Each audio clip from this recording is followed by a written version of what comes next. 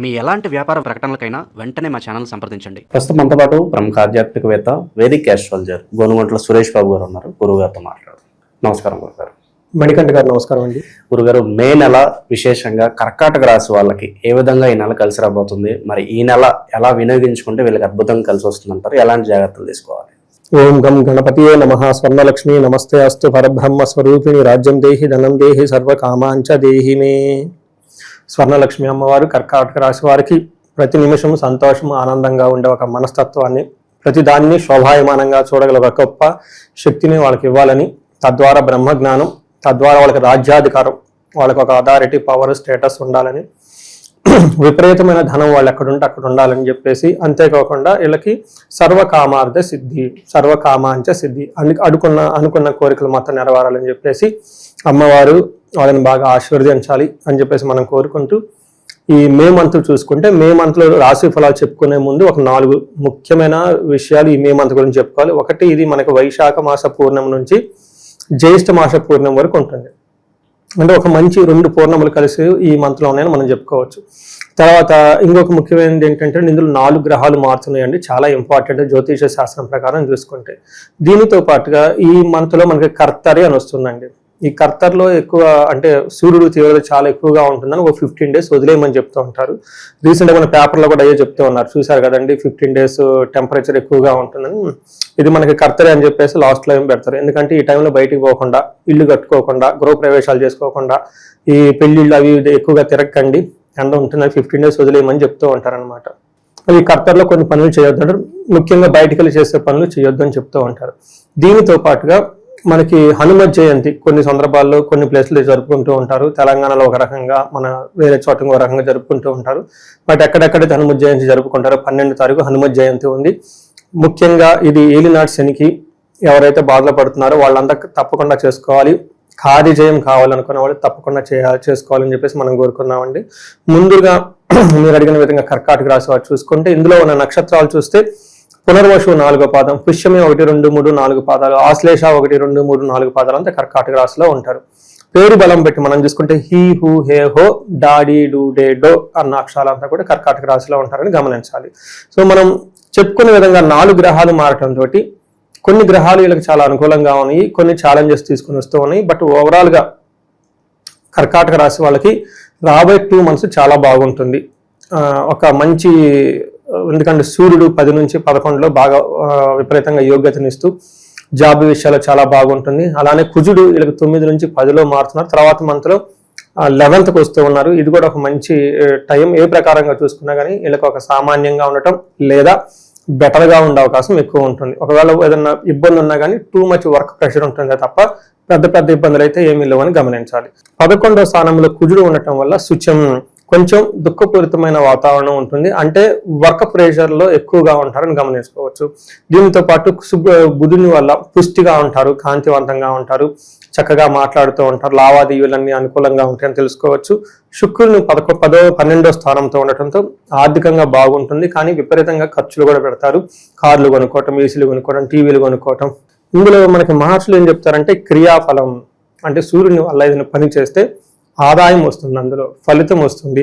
తర్వాత 11వ స్థానంలో విత్త లాభం అని చెప్తారు. అంటే అనుకున్న ధన ప్రవాహం వస్తుంది. అప్పటిదాకా వాళ్ళు ఏదైనా కష్టపడి హార్డ్ వర్క్ చేస్తుంటే ధనం రూపాయన తిరిగి వస్తుంది. అలా ఇంటికి సంబంధించిన వైభవంగా ఉండటానికి ఎక్కువగా ఖర్చు పెడుతూ ఉంటారు. అది మిక్స్డ్ రిజల్ట్ అని చెప్పుకోవచ్చు అనమాట. మనం ఇన్ డీటెయిల్స్ చూసుకుంటే ఈ మంత్లో ముఖ్యంగా గమనించాల్సింది, సూర్యుడు ఫస్ట్ 15 days 10th హౌస్లో 11th హౌస్లో ఉండటంతో సూర్యుడు ఎప్పుడైతే అనుకూలంగా ఉంటారో ఆరోగ్యం బాగుంటుంది, ఐశ్వర్యం బాగుంటుంది, కీర్తి ప్రతిష్టలు వస్తూ ఉంటుంది, బంధుమిత్రులతో కలిసి ఉంటారు. గృహే నిత్య ఉత్సవం, గృహంలో ఎప్పుడు ఏదో ఒక ఉత్సవం హ్యాపీగా జరుగుతూ ఉంటుంది. నిత్య మాధుర్య భుక్తి, చక్కగా మంచి మంచి స్వీట్స్ అవన్నీ తింటూ ఉంటారు, హ్యాపీగా ఉంటారు. కులాచార అంటారు, అంటే పండగలు జరుపుకోవటం, పెళ్లిళ్ళు చేయటం, ఫంక్షన్స్ అటెండ్ అవటం, ఇవన్నీ చక్కగా చేస్తూ ఉంటారు. ఒక మంచి టైంలో వీళ్ళైతే ఉన్నారు. దీనికి సంబంధించి ధనం అంతా సమకూరుతుంది అంటారు. అదే మన శుక్రుడు వీళ్ళకి ద్వారా ధనం ఖర్చు అవుతుందని చెప్తున్నాను చూడండి. లాస్ట్లో శుక్రుడు చేసే పని ఏంటంటే ఇంటికి డబ్బులు ఖర్చు పెట్టేస్తూ ఉంటారు అనమాట. అంటే ఏదైనా ఒకటి ఇస్తుంటే ఒకటి పోతూ ఉంటుంది అనమాట. సూర్యుడు బాగున్నారంటే సూర్యుడి కింద ఉన్న వాళ్ళంతా ఆయనకు సపోర్ట్ చేయాల్సిందే కదా. అంటే అందుకని మనకి గ్రహంలో ఏం చెప్తారంటే జ్యోతిషంలో సూర్యుడు బాగుంటే అన్ని బాగున్నట్టే చెప్తారంట. వాళ్ళకి అధికారం ఉంటుంది, పవర్ ఉంటుంది, డబ్బు లేకపోయినా అధికారం ఉంటుంది, ముందది అంటే ఇచ్చేస్తారు కదా. అలానే మీకు 10వ స్థానంలో కుజుడు ఉన్నారండి. కుజుడు కొంచెము ఏమంటారండి, వృత్తిలో బాగా ఏమంటారు దూకుడుగా వెళ్ళే ఒక స్వభావాన్ని, టెన్షన్గా ఉండే ఒక ఆందోళన కలిగిస్తూ ఒత్తిడిగా ఉండే అవకాశం ఎక్కువగా ఉంటుంది అనమాట. అంటే వర్క్ ప్రెషర్ అంటారు చూడండి, వర్క్ ప్రెషర్ ఎక్కువగా ఉంటుంది. మనకు సంస్కృతిలో ఏం చెప్తారంటే నిత్య క్లేశ, డే టు డే కొంచెం స్ట్రెస్ఫుల్గా ఉంటుంది. సదా భోజన దుర్బలం, టయానికి భోజనం కూడా చేయరు, అంటే వర్క్ ఎక్కువగా ఉండేసి అటు ఇటు తిరగటం చేస్తూ ఉంటారు. దాంతోపాటు సదా సంచార ఉద్యోగం, అంటే ట్రావెల్ చేస్తూ అవి చేస్తూ లంచ్ అవన్నీ స్కిప్ చేస్తూ ఉంటారు. బట్ ఓవరాల్గా బాగుంటుందని మనం గమనించుకోవాలి.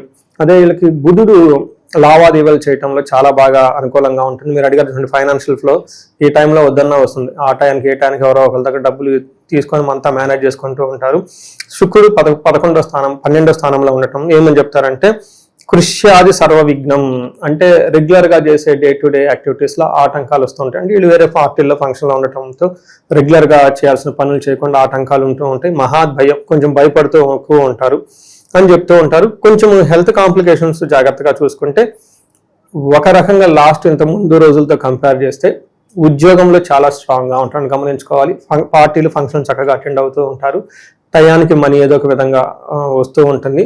కొంచెం హెల్త్ విషయంలో జాగ్రత్తగా ఉండి రెగ్యులర్గా చేయాల్సిన పని నెగ్లెక్ట్ చేసే అవకాశం ఉంటుంది, కాబట్టి అవి సిస్టమేటిక్గా చేసుకుంటూ ఉంటే బాగుంటుంది.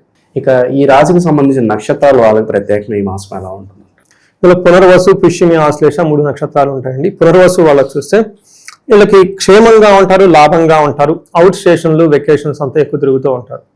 తర్వాత వీళ్ళు నాశనము, దేహపీడనము అని చెప్తుంటారు. అంటే శుక్రుని వల్ల, అంటే లేడీస్ ద్వారా, ఆ జెంట్స్ అయితేనేమో లేడీస్ అయితే జెంట్స్ ద్వారా వీళ్ళకి ఆటంకాలు ఎదురొచ్చే అవకాశం ఉంటుంది. వర్క్ అనుకున్నంత తొందరగా పోకుండా ఆగిపోయే ఉంటుంది.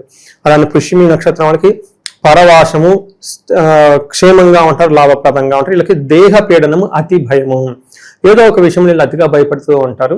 అలానే శారీరకంగా అలసట ఎక్కువగా ఉంటుంది, టైర్డ్గా ఉంటారు. ఆశ్లేష నక్షత్రాలకు దేహ పీడనం, అతి భయము, పరవాసము, అటు క్షేమంగా ఉంటారు. అన్ని నక్షత్రాలకు కొంచెం ఆశ్లేష నక్షత్రం జాగ్రత్తగా ఉంటే బాగుంటుంది. పునర్వసు వాళ్ళకి కొంచెం అనుకున్న వాటిలో కొంచెం ఆటంకాలు వచ్చే అవకాశం ఎక్కువ ఉంటుంది. అటు ఓవరాల్గా ఓ పక్క వీళ్ళు చేయాల్సిన పని ఎక్కువగా ఉంటుంది, ఓ పక్క వీళ్ళకి అనుకున్న విధంగా పని అయితే ముందుకు పోదు, బట్ సక్సెస్ అయితే సాధిస్తారు. హెల్త్ జాగ్రత్తగా పెట్టుకోవాలి, అతిగా భయపడే అవకాశం ఉంది, కాబట్టి వీటికి సంబంధించిన రెమెడీస్ చేస్తే బాగుంటుంది. మరి విశేషంగా ఎలాంటి పరిహారాలు చేస్తే ఈ నెల వీళ్ళకి కలిసి వస్తుంది? ఒకటి, ఈ రాశి వాళ్ళకి పరిహారం కింద మనం చూసుకుంటే కుజుడికి సంబంధించిన పరిహారాలు ఎక్కువ చేసుకుంటూ ఉండాలి.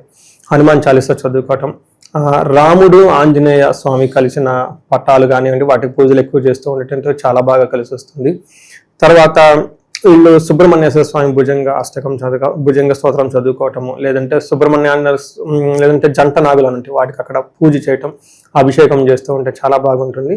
ముఖ్యంగా వీటితో పాటుగా వీళ్ళకి జాబ్లు అనుకూలంగా ఉండే అవకాశం ఎక్కువ ఉంది, కాబట్టి మన్యు పాశుపత అభిషేకం అని ఉంటుందండి. ఈ పాశుపత అభిషేకం చేయించుకుంటే మల్టీపర్పస్, ఒకటి శత్రునాశనం ఉంటుంది, ఏడుపులు, దిష్టులు, ఏడులు ఇదంతా పోతుంది. రెండోది వీళ్ళకి సంపదలు వచ్చే అవకాశం ఉంటుంది. వరుణకు సంబంధించిన మంత్రం అనమాట. ఇది చాలా పవర్ఫుల్ అండి, నేను చాలా ఎక్కువ మంది చేపిస్తూ ఉంటాను. వీసాలు, పాస్పోర్ట్స్, ఈ ఎన్ఆర్ఐలో స్ట్రక్ అయిన వాళ్ళు ఎప్పటికీ ఎన్ని ఇంటర్వ్యూలు అయినా ముందుకు రాదు, ఎక్కడో లాస్ట్లో ఆగిపోతూ ఉంటుంది. వీళ్ళకి మన్యు చేసుకుంటే చాలా బాగుంటుంది. మన్యు పాశుపత అభిషేకం చేస్తే ఈ టైంలో చాలా బాగుంటుంది. జాబ్ రావాల్సిన వాళ్ళు, పర్టికులర్గా పెళ్లి కావాల్సిన వాళ్ళు ఇవన్నీ చేసుకుంటూ ఉంటే సరిపోతుంది. వీటితో పాటుగా మల్టీ సోర్సెస్ ఆఫ్ ఇన్కమ్ కావాలి, బిజినెస్లు బాగున్నాయి, లేదంటే ఇంకా మాకు ఈ ఇన్కమ్ సరిపోవట్లేదు, నెక్స్ట్ కొత్త లెవెల్కి వెళ్ళిపోవాలనుకున్న వాళ్ళకి స్వర్ణలక్ష్మి విశేష హోమం చేయించుకుంటే చాలా బాగుంటుంది. ఎలాంటి శత్రు బాధలు కానివ్వండి, పక్కన అంటే వీళ్ళు బాగానే ఉంటారు, పక్కన వాళ్ళు వీళ్ళని ఇబ్బంది పెడుతూ ఉంటారు, అది మంచికో చెడుకో తర్వాత మనకి. అలాంటి వాళ్ళు ఉన్నప్పుడు చండీ హోమం లేదంటే చండీ పారాయణ చేయించుకుంటే చాలా బాగుంటుంది. తర్వాత భార్యాభర్తల మధ్య అన్యోన్య దాంపత్య పాశుపత అభిషేకము, లేదా విశ్వావసు గంధర్వరాజ మహామంత్రంతో జపము, హోమము, అభిషేకం ఇవి చేస్తూ ఉంటే చక్కగా అన్యోన్యత కుదిరి బాగుంటుందని తెలుసుకోవచ్చు. ఇది పెళ్లిళ్ళ సీజన్ కాబట్టి ఎవరికైనా పెళ్లిళ్ళు లేట్ అవుతున్నా కన్యా పాశుపతం అంటే అఘోర గౌరి పాశుపతం ఇవి చేయించుకుంటే పెళ్లిలో ఉన్న ఆటంకాలన్నీ తొలగిపోయి ముందుకు వెళ్ళిపోతూ ఉంటారు.